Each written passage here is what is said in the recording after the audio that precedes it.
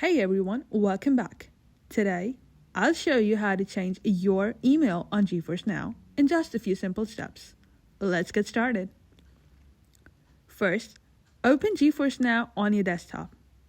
If you haven't installed it yet, you can download it from the official NVIDIA website. Once you have downloaded GeForce Now, open it and log into your account using your current email and password. Now, click on your profile in the top right corner and go to Account. This will take you directly to the main NVIDIA page. Scroll down and at the bottom left corner, you will see Account Information. Click on it.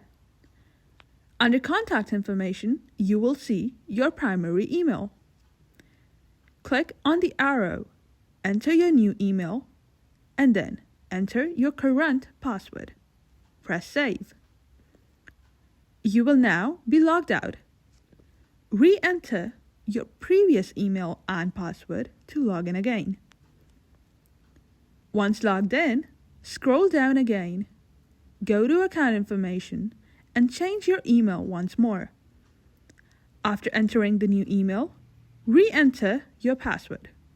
Press Save, and your email will be successfully changed.